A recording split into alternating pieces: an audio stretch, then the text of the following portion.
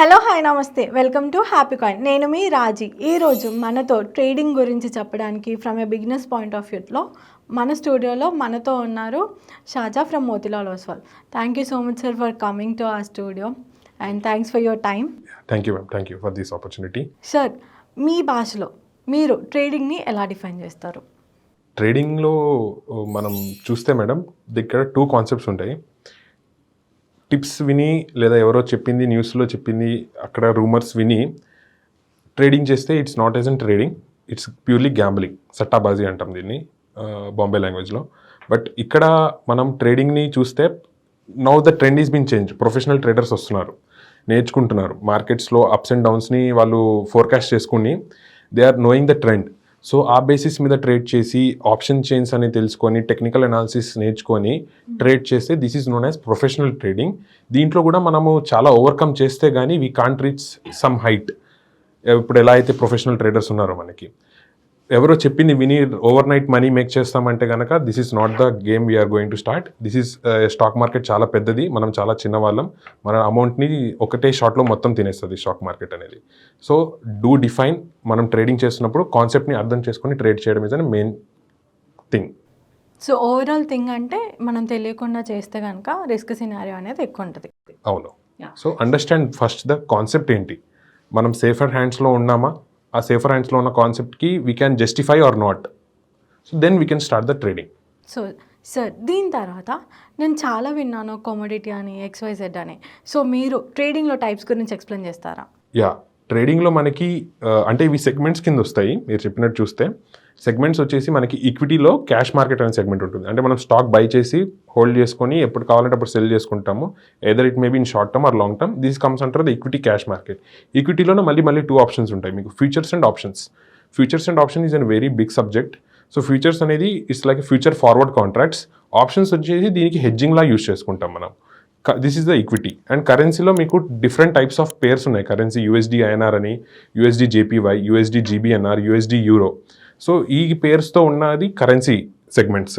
కమోడిటీలో మనకి every segment ఏదైతే మనం సోయా నుంచి corn, crude oil, gold, silver, ఇవన్నీ మనకి కమోడిటీ కింద వస్తాయి. So these are the segments of the trading. ట్రేడింగ్లో మళ్ళీ దీనికి 3 టైప్స్ ఆఫ్ స్టైల్స్ ఉన్నాయి. Intraday trading, swing trading, positional trading. Intraday trading అంటే ఇవాళే కొని ఇవాళే అమ్మేస్తాము, either it may be in profit or loss. ఆ ట్రేడ్ని మనం ఇవాళే క్లోజ్ చేసామంటే it's known as intraday trading.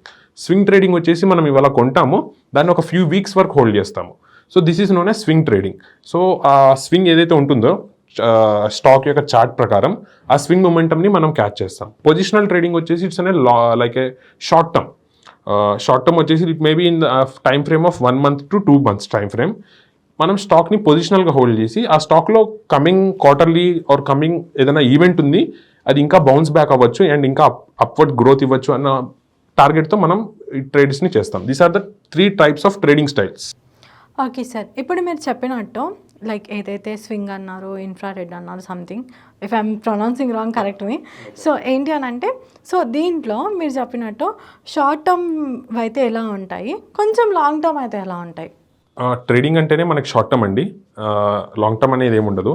So short టర్మ్లో వచ్చేసి మీరు చూసుకుంటే ఇందాక మనం డిస్కస్ చేసుకున్నట్టు స్వింగ్ ట్రేడింగ్ని మనం షార్ట్ టర్మ్ కింద చూసుకోవచ్చు. ఏదైనా సరే మనం ఈ ట్రేడ్స్ అన్ని ట్రేడింగ్ ప్యాటర్న్ ఆర్ స్టైల్ అంతా మనం చేసేది షార్ట్ టర్మ్ కింద వస్తుంది, లాంగ్ టర్మ్ కాన్సెప్ట్ ఉండదు. సో స్వింగ్లో చూస్తే కనుక మీకు 1 week to 10 days time frame ఉంటుంది హోల్డ్ చేసుకోవడానికి. సో స్టాక్లో మనం ఒక మంచి బ్రేక్అవుట్ చూసాము టెక్నికల్ వైజ్, ఆ బ్రేక్అవుట్ని క్యాచ్ చేస్తూ స్టాక్ ఎంతవరకు అయితే ఇంకా అప్వర్డ్ మొమెంటం డైరెక్షన్ ఇస్తుందో ఆ మొమెంటం డైరెక్షన్ని మనం క్యాచ్ చేసి ఇన్వెస్ట్ చేసిన ప్యాటర్న్ని స్వింగ్ ప్యాటర్న్ అంటాం.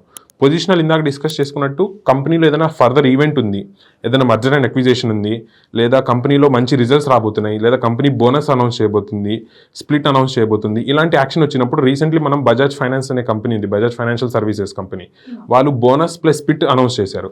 వాళ్ళు అనౌన్స్ చేసిన దగ్గర నుంచి కంపెనీ ఎప్పుడైతే అలా అనౌన్స్ చేసిందో 15% గ్రోత్ ఇచ్చింది షేర్ ప్రైస్. సో ఇంత షార్ట్ స్పాన్లోనే మనం ఈ మూమెంటమ్ని క్యాచ్ చేసుకున్నామంటే this is known as swing to positional trading. So ఇలా మనం ప్లాన్ చేసుకోవచ్చు ట్రేడింగ్ స్టైల్స్ని అండ్ ట్రేడింగ్ ప్యాటర్న్స్ని. Okay, thank you so much sir for all the knowledge and this is for you guys. ఈ వీడియో కనుక మీకు నచ్చినట్టయితే లైక్ చేయండి, కుదిరితే షేర్ చేయండి. మీరు ఎలాంటి కంటెంట్ని మా దగ్గర నుంచి కోరుకుంటున్నారో కామెంట్ చేయండి. And thanks for watching. Do subscribe our channel. Thank you so much.